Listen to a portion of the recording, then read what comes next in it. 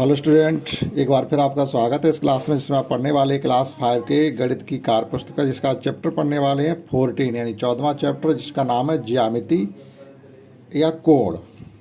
ठीक, मतलब ज्यामिति एक यूनिट है जिसमें आप ऐसी चीज़ों को पढ़ते हैं जिसमें आपको लाइन खींचने के लिए ज़रूरत पड़ेगी, एक रेखा खींचने की ज़रूरत पड़ती है। उसमें कोण भी आ जाएंगे, आपका त्रिभुज आएगा, चतुर्भुज आएगा, पंचभुज आएगा, वर्ग आएगा, आयत आएगा, वृत्त आएगा, ये सब चीज़ें होंगी तो वो ज्यामिति कही जाएगी। और उसमें कोण भी बनेंगे। कोण से मतलब होता है कोना। जैसे एक ये आपके सामने ये आकृति बनी हुई है 4 भुजाओं वाली, तो ये जो यहाँ पर कोने मिलते हैं इस प्रकार से, ये जगह जो बनती है ये कोण कही जाती है। तो किसी कोण को बनाने के लिए एक भुजा की ही जरूरत पड़ती है। जैसे हमने एक भुजा इस प्रकार से ऐसे खींच दी है तो ये भी एक कोण बना रही। क्यों बना रही है? अगर आप इस कोण को ऐसे करके नापेंगे तो वह 180 डिग्री का निकलेगा जाके, जिसे स्ट्रेट एंगल कहते हैं, रिज कोण, और ये 180 का होता है। तो किसी कोण को बनाने के लिए कम से कम एक रेखा की ज़रूरत, एक लाइन की ज़रूरत पड़ती है। ठीक, तो इस चैप्टर में हम इन्हीं सब चीज़ों को आज पढ़ने वाले हैं। तो ध्यान से अगर आप पढ़ेंगे तो आपको इसमें बहुत कुछ सीखने के लिए मिलेगा। वर्ग, आयत, त्रिभुज, वृत्त और पंचभुज, इनके बारे में 14वां चैप्टर। इससे पहले हमने आपको 13 चैप्टर पढ़ा दिए, उनकी लिंक भी आपको इस वीडियो के डिस्क्रिप्शन बॉक्स में मिल जाएगी, वहाँ से जा करके आप उनको भी देख सकते हैं। तो आइए शुरू करते हैं चैप्टर 14, ज्यामिति अर्थात कोण वगैरह। पटरी या प्रकार की मदद से बिंदुओं को मिलाकर के निम्नलिखित आकृतियों को बनाना है। जैसे इन्होंने क्या किया है, यहाँ पर ये वर्ग लिखा, तो वर्ग पहले समझेंगे आखिर वर्ग होता क्या है। इंग्लिश में इसको हम कहते हैं स्क्वायर। आप साथ ही साथ इंग्लिश भी सीखें इसकी, स्क्वायर। ठीक, और हिंदी में कहते हैं वर्ग, अर्थात एक ऐसी आकृति जिसमें 4 भुजाएं होती हैं। 4 भुजाएं हमारी आयत में भी होंगी, 4 भुजाएं हमारी समांतर चतुर्भुज में भी होंगी, 4 भुजाएं हमारी रोम्बस में भी होंगी, लेकिन थोड़ा थोड़ा अंतर होने की वजह से उनके नाम चेंज हो जाते हैं। ठीक, तो एक ऐसी आकृति जिसके आमने सामने की भुजाएं बराबर हों, अर्थात आमने सामने अगर कह देंगे तो आयत भी हो जाएगा। अर्थात एक ऐसी आकृति जिसकी चारों भुजाएं बराबर हों और कोने वाले एंगल जो हैं वो 90 डिग्री के होने चाहिए। अगर इसके सभी कोण आप नापेंगे तो ये 90-90 अंश के निकलेंगे जाके। चाँदी की सहायता से ये कोण भी नापे जाते हैं। तो चारों कॉर्नर एंगल 90 डिग्री के हैं और सभी साइडें समान लंबाई की होंगी। जैसे मान लीजिए ये साइड अगर 5 सेंटीमीटर है तो ये साइड भी 5 सेंटीमीटर होगी, और ये साइड भी 5 सेंटीमीटर होगी, और ये साइड भी 5 सेंटीमीटर होगी। इसी प्रकार से क्या होता है, रोम्बस भी होता है। रोम्बस भी इसी प्रकार से सभी साइडें इक्वल होंगी, लेकिन अंतर क्या हो जाएगा, उसके कोई भी कॉर्नर एंगल 90 डिग्री के नहीं होगा। अर्थात इसी को आप थोड़ा धक्का मार दें तो वर्ग से तुरंत रोम्बस, स्क्वायर से रोम्बस बन जाता है। तो अभी बात कर रहे हैं स्क्वायर, और ये इसके डायगोनल कहे जाते हैं। अगर कोने से कोने को इस प्रकार से मिलाएंगे तो ये इसके विकर्ण कहे जाते हैं हिंदी में, और इंग्लिश में कहते हैं डायगोनल। ये भी बराबर होती है आपस में, लंबाई यहाँ से यहाँ तक की लंबाई, यहाँ से यहाँ तक की लंबाई आपस में होगी बराबर। तो जितना दिया है आप उससे ज़्यादा सीखें। ठीक है, तो ये हो गया वर्ग। अब देखेंगे अगला, इसमें जो हेडिंग दी गई वो है आयत की। तो ये आयत, अब ये कह रही है बिंदुओं को हमको केवल मिलाना है। तो देखिएगा, इसको पटरी की सहायता से हम बिंदुओं को मिलाते हैं। आप समझने की कोशिश करें कैसे मिलाया जाता है। ये स्केल है, इसको पॉइंट के साथ इस प्रकार से रखते हैं, तभी आप सीधी लाइन पर मिला पाएंगे इस प्रकार से। और ये हमने इससे मिला दिया। इसी प्रकार से इनको भी आप मिलाइएगा यहाँ से, और ये पॉइंट हमारे ये मिल गए। अब इनको भी मिलाइएगा आप यहाँ से, ये पॉइंट हमारे मिल गए, और इनको भी मिला दीजिएगा। अब आप देखिएगा कि ऊपर वाली आकृति में और इसमें फ़र्क क्या है। आपको साफ दिखाई दे रहा है कि फ़र्क कुछ है। फ़र्क ये है कि इसकी सभी साइडें एक जैसी लंबाई की हमें दिखाई दे रही थी, लेकिन इसकी सभी साइडें एक जैसी नहीं है। अर्थात आमने सामने की साइडें बराबर हैं, यानी ये वाली और ये 2 साइडें आपस में बराबर। जैसे इसके नंबर हम डाल दें, अगर A, B, C और D डालें तो AB साइड है हमारी CD के बराबर। जैसे अगर आप नापना चाहें तो इनकी मेजरमेंट भी कर सकते हैं, नाप के आपको पता चल जाएगा कि किस साइड की कितनी लंबाई है। तो देखो, ये सेंटीमीटर होते हो इधर, और ये बड़े वाले खाने होते हैं इंच में, तो हम सेंटीमीटर वाला इस पर रखते हैं। तो आप देखिएगा, ये है हमारी 4 सेंटीमीटर और 8 मिलीमीटर। ये 8 पे जा रही, 4 सेंटीमीटर 8 मिलीमीटर। अब ज़रा इसको नापिएगा, ये भी देखिएगा 4 सेंटीमीटर और 8 मिलीमीटर बराबर बराबर होगी। अब आप इसको नापिएगा, ये है हमारी 1 सेंटीमीटर और लगभग 7 मिलीमीटर आ रही है, और ये भी देखिएगा आप 1 सेंटीमीटर और ये 7 मिलीमीटर, तो बराबर बराबर है, आमने सामने की साइड है। जब आमने सामने की साइड बराबर होती है तो वही आयत कहा जाता है। समझ पाए होंगे। अब देखिएगा त्रिभुज, नाम से ही देखिएगा क्या पता चला, त्रिभुज, त्र माने 3, भुज माने भुजाएं, यानी एक ऐसी आकृति इसमें 3 भुजाएं हों, त्रिभुज कहा जाता है। उसके बाद त्रिभुजों के भी गुण पढ़ेंगे, आपके त्रिभुज कितने प्रकार के होते हैं वो बाद की बात, अभी केवल त्रिभुज के बारे में पढ़ेंगे, यानी ऐसी आकृति जिसमें 3 भुजाएं होती है। तो ये तीनों पॉइंट जब हम आपस में मिला देंगे तो एक त्रिभुज बनके तैयार हो जाएगा। इसको इससे हमने मिला दिया ये, और इसको इससे मिला दीजिएगा, ये पॉइंट हमने मिला दिए। तो ये आप नाम चाहो नाम डाल दो, ए बी सी। एक त्रिभुज में 3 भुजाएं होती हैं, ठीक। तो और 3 ही कोने होती है उसमें, एक कोना ए है, एक कोना ए है, एक कोना A, vertex A B C vertex बोले जाते हैं, और ये कोण बोले जाते हैं, कोण ए, कोण बी, कोण सी। तो ये त्रिभुज हो जाता है। इसी प्रकार से देखिएगा वृत्त क्या होता है। वृत्त एक बिंदु है हमारा, यहाँ पर एक का दिखाई दे रहा है, ये बिंदु, इस बिंदु से इन सभी बिंदुओं की दूरी हर जगह समान होगी। कोई जैसे एक बिंदु के बीच की दूरी क्या है आप उसको माप लीजिएगा और देखो मिलाइएगा। ये हमने क्या किया, इससे इसको मिला दिया। अब जरा इसकी दूरी मापते हैं कितनी है इस पॉइंट के इससे। तो जो दूरी है हमारी वो है 1 सेंटीमीटर और लगभग 4 मिलीमीटर। अगर आप सही से देखें तो हाँ 3 मिलीमीटर, 1 सेंटीमीटर 3 मिलीमीटर। तो ये सभी बिंदुओं की दूरी इस पॉइंट से इतनी ही होगी। तो ऐसी आकृति को हम क्या कहते हैं, वृत्त कहते हैं, और इंग्लिश में इसको कहते हैं सर्किल। आप इन सबको इस प्रकार से ज्वाइन करेंगे और ऐसी आकृति को हम प्रकार की सहायता से बना पाते हैं। ठीक है, आपका अभ्यास होगा तो हाथ से भी आप खींच सकते हैं। ठीक, अब देखो इसमें भुजाएं अगर आप गिनेंगे तो इसमें 5 भुजाएं हैं, इसलिए इसको कहते हैं हम लोग पंचभुज। आप इनको ज्वाइन कर दीजिएगा सभी बिंदुओं को, तो पंचभुज बन के तैयार हो जाएगा। 5 भुजाएं तो पंचभुज, इंग्लिश में इसके पेंटागन कहते हैं।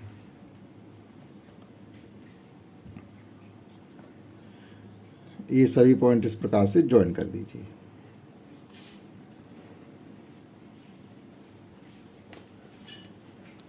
ठीक है, वैसे ये सब बहुभुज बोले जाते हैं। बहुभुज एक शब्द होता है, बहुभुज, बहुभुज। इंग्लिश में इसको कहते हैं पॉलीगॉन। पॉलीगॉन अर्थात पॉलीगॉन शुरू हो जाते हैं त्रिभुज से। एक ऐसी आकृति इसमें कम से कम 3 भुजाएं हों, वो पॉलीगॉन होता है। 3 भुजाएं, 4 भुजाएं, 5 भुजाएं, 6 भुजाएं, 7 भुजाएं, 8 भुजाएं, 9 भुजाएं, 10 भुजाएं, इस प्रकार से चलते रहते तो पॉलीगॉन कहे जाते हैं। ठीक है, तो इसमें हमने सीखा कि वर्ग, आयत, त्रिभुज, वृत्त और पंचभुज। अब यहाँ पर देखिएगा हमको मैचिंग करनी, देखो और जोड़े मिलाइए। 3 भुजाओं से मिलकर बनी आकृति, अभी हमने आपको बताया था त्रिभुज कहलाती है। 4 भुजाओं से मिलकर बनी आकृति, अब 4 भुजाओं से मिलकर के बनी आकृति, लेकिन 4 भुजाओं से मिलकर बनी आकृति तो वर्ग भी होती है और आयत भी होती है। 5 भुजाओं से बनकर मिली आकृति पंचभुज कहलाती है, तो वो आप इसकी इससे मैचिंग करेंगे। अभी हमने छोड़ रखा है। इसी प्रकार से यहाँ पर देखिएगा 4 भुजाओं से 2 आमने सामने भुजाओं से मिलकर के बनी आकृति, देखो कि 2 आमने सामने बराबर भुजाओं से मिलकर के बनी आकृति क्या कहलाती है, आयत कहलाती है। तो इसके जो मिलान करना है हमें आयत से मिलाना है। और जो 4 बराबर भुजाओं से मिलकर जो बनी आकृति होती है वो होती है हमारी वर्ग। बस इतना अंतर है आयत और वर्ग की परिभाषा में। ठीक, आमने सामने जो भुजाएं 2-2 बराबर होती हैं तो आयत हो जाता है, और 4 भुजाएं बराबर होती तो वर्ग होता है। और यहाँ पर देखिएगा कि एक निश्चित बिंदु से सदैव समान दूरी पर स्थित बिंदुओं के समूह से बनी आकृति हमारी वृत्त कहलाती है। देखो एक निश्चित बिंदु है, अब यहाँ से इस लाइन की सभी बिंदुओं पर कितने लोग इस पर खड़े हो जाइएगा गोला बना करके, सबकी दूरी इस बिंदु से एक समान होगी, इसलिए इसको सर्किल या वृत्त कहते हैं। अब यहाँ पे देखिएगा त्रिभुज बनाया गया है आवा शाह। अब इनकी लंबाई नाप के उन्होंने लिखी। आवा, इसकी लंबाई उन्होंने 3 सेंटीमीटर, बाव सा की लंबाई भी 3 सेंटीमीटर, और सा और आ की लंबाई भी 3 सेंटीमीटर है। तो 3 भुजाएं तो त्रिभुज बन गया। लेकिन जब किसी त्रिभुज की सभी भुजाएं समान होती हैं तो उस त्रिभुज का नाम क्या होता है, समबाहु त्रिभुज। तो ऐसा भी आपसे नहीं कुछ भी कहा गया है, केवल आप त्रिभुज सीखें। अगला क्या है, इसी में देखो और भी बिंदु मिलाने हैं हमको और उनकी लंबाइयाँ नापनी है। और इसमें हमें लिखनी है। तो देखिएगा, इसको मिलाते हैं, पहले सबको मिलाना है।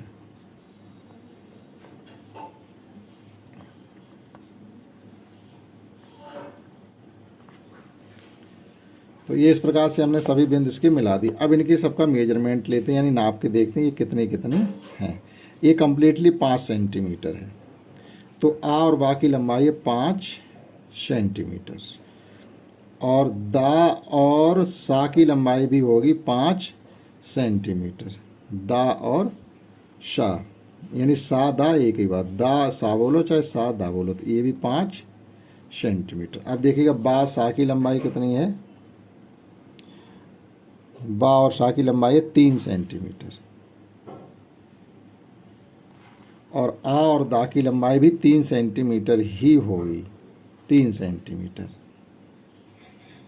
तो देखो आमने सामने दो दो भुजाएं बराबर हैं, तो ये हो गया आयत। आपको यहाँ लिखना है आयत, इंग्लिश इसको कहते हैं रेक्टेंगल।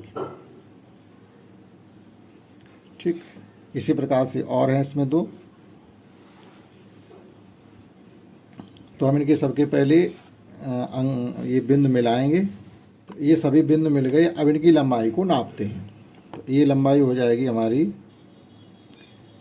3 सेंटीमीटर, तो आबा हो गई 3 सेंटीमीटर। अब इसके सामने वाली साइड को मापते हैं, ये भी 3 सेंटीमीटर है सादा। अब इस लंबाई को नापते हैं, ये है हमारी 2.2 सेंटीमीटर, 2.2 सेंटीमीटर, और ये भी उतनी ही है 2.2 सेंटीमीटर। तो देखिएगा आमने सामने साइड है, यहाँ भी बराबर, तो ये वर्ग ना होकर के ये भी क्या होगा, आयत। अगर ये चारों साइडें बराबर हो जाती तो ये हो जाता वर्ग। ठीक, अब इसकी सभी लंबाइयों को नापिएगा, बराबर ही होंगी ये भी सब, 2 सेंटीमीटर। ठीक, बा और सा ये भी दो, इसकी सभी 2-2 सेंटीमीटर ही हैं। आप नापिए चाहे मत नापिए, सभी 2-2 सेंटीमीटर। ठीक, तो ये पंचभुज, पेंटागन। ठीक, तो इस प्रकार से इस पेज के सवालों को किया जा सकता था। और नेक्स्ट पेज पे जो हमें बताया जा रहा है वो है परिमाप निकालना। आयत की परिमाप से मतलब होता है कि आप इसकी लंबाई और चौड़ाई को जोड़ेंगे। ज़्यादा लंबी वाली भुजा को लंबाई कहते हैं और कम लंबी वाली भुजा को चौड़ाई कहते हैं।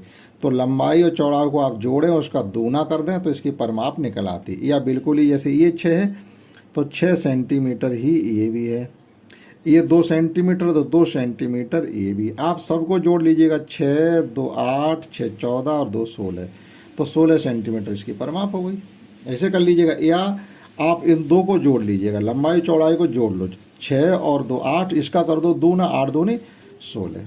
आप जैसे चाहो वैसे परिमाप निकालना सीख सकते हो। वैसे परिमाप निकालने का फार्मूला ये होता है कि लंबाई और चौड़ाई को आप जोड़ें और उसका कर दें दूना, तो आयत की परिमाप निकल आती है। अब देखिएगा यहाँ पर इसी प्रकार से दिया गया है कि लंबाई 4 है, चौड़ाई 2.5 है।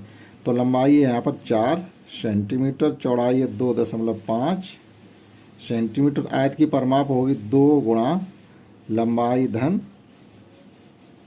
चौड़ाई।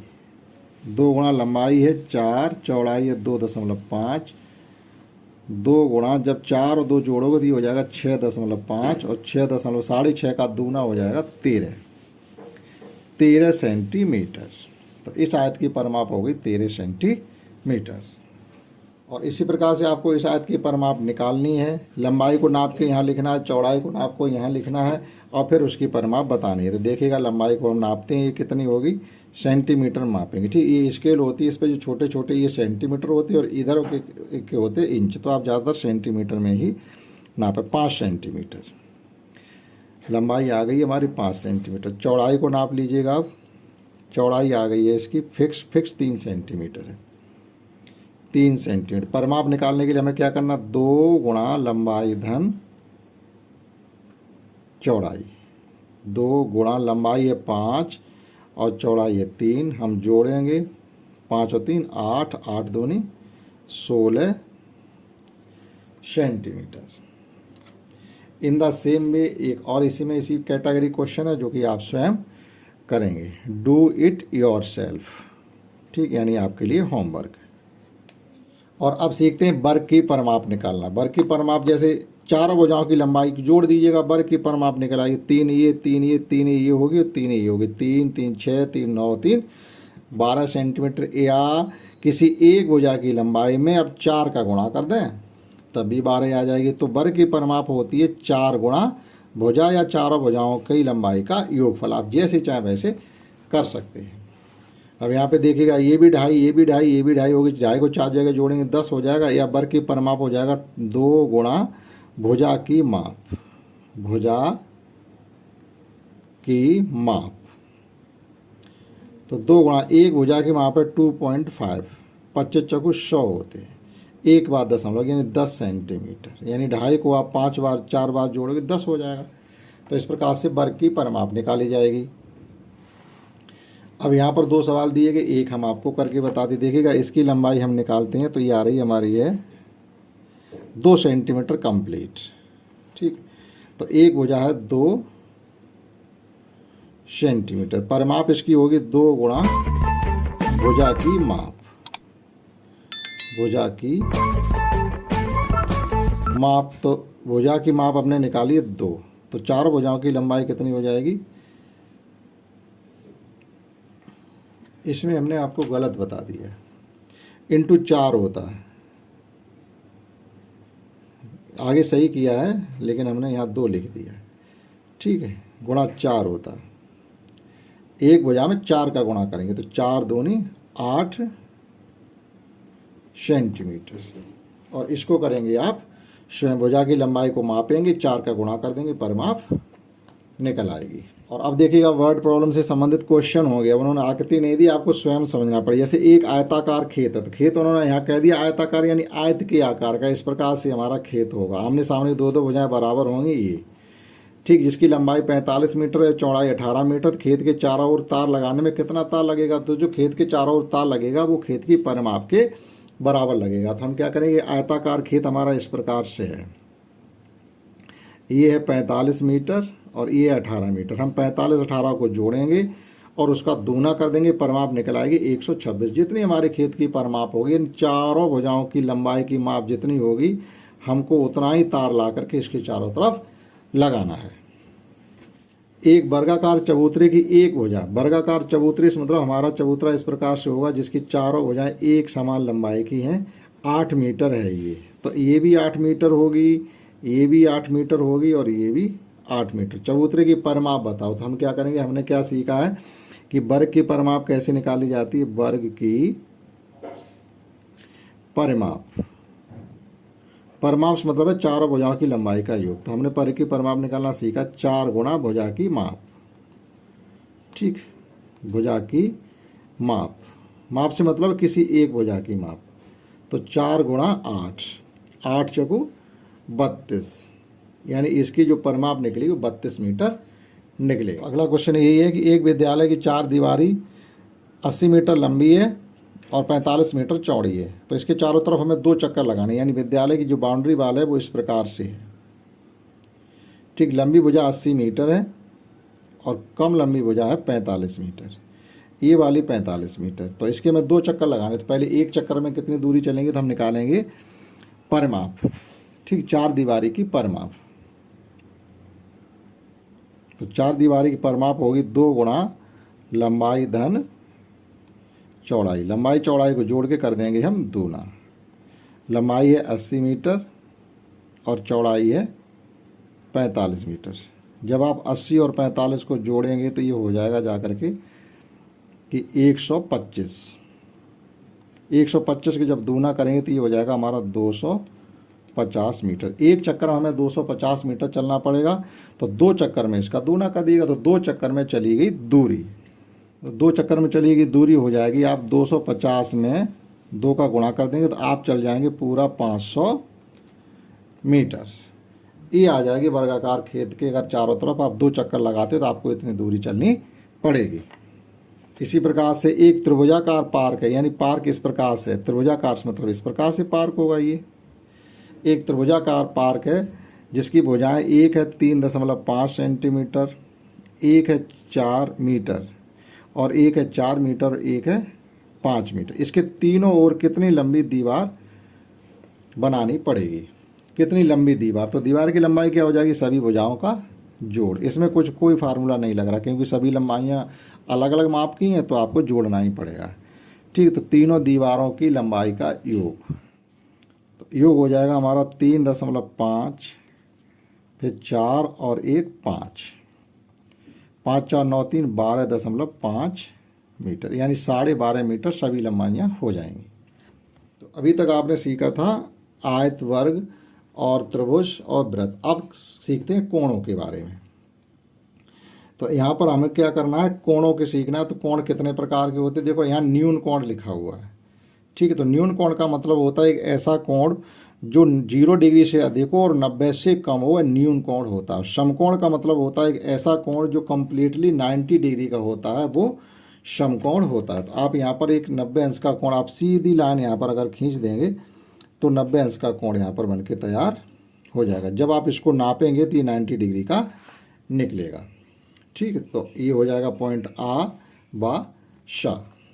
समकोण का मतलब होता है 90 अंश का कोण, क्लियर, 90 अंश का, ना 1 डिग्री कम ना 1 डिग्री ज़्यादा।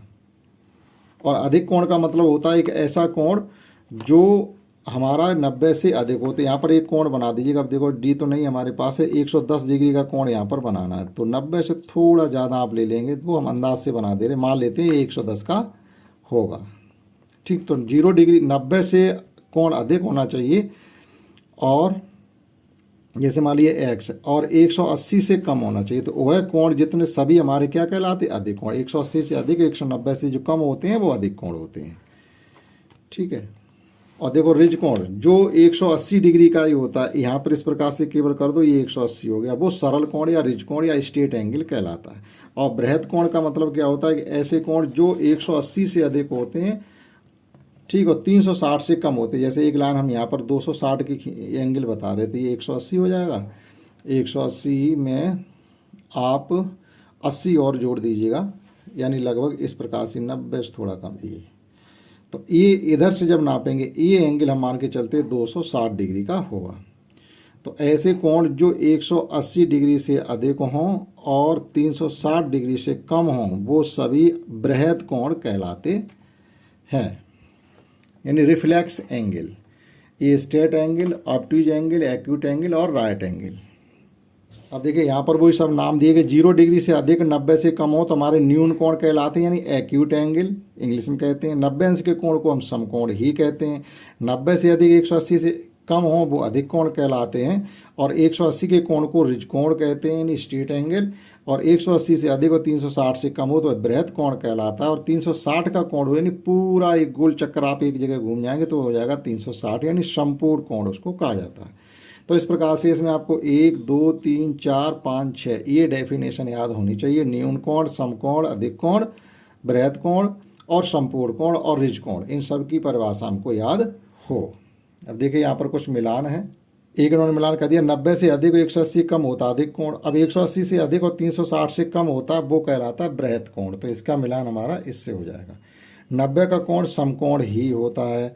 0 से अधिक 90 से कम हो तो वह होता है न्यून कोण। तो इधर है इस तरफ, ये न्यून कोण होगा, यानी 0 से अधिक 90 से कम न्यून कोण, और 180 का कोण जो होता है वो होता है रिज कोण। ठीक, तो इस प्रकार से इनकी मैचिंग हो जाती है।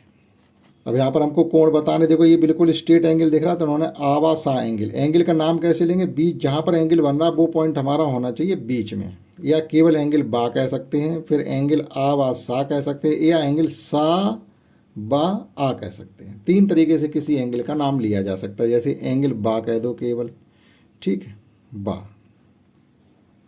या एंगल आवा सा लिखा है वो आप लिख दो सा बा आ, यानी जहाँ पर एंगल बन रहा वो पॉइंट बीच में हो। देखो यहाँ भी बीच में, या केवल उसी पॉइंट का ही केवल आप नाम ले दें एंगल बा। तो किसी एंगल का नाम 3 तरीके से लिया जा सकता है। अब यहाँ पर हमको कोण बनाने हैं। जैसे हम आ से इस पॉइंट को मिलाते हैं तो जो हमारा ये कोण बना है जाकर वो 90 अंश से तो कम बना जाएगा, सीधा 90 का होता है। तो ये कितने डिग्री का है वो आप इसमें माप के लिखेंगे डी की सहायता से, और फिर यहाँ पे लिख देंगे न्यून कोण, न्यून कोण। ठीक, इसको जब आप मिलाएंगे तो ये देखिएगा कोण जो हमारा निकलेगा जाकर के 180 से अधिक है, तो इसको कह देंगे आप, जो भी माप निकलेगी जाके वो आप इसमें नाप के लिखेंगे और इसको कह देंगे अधिक कोण।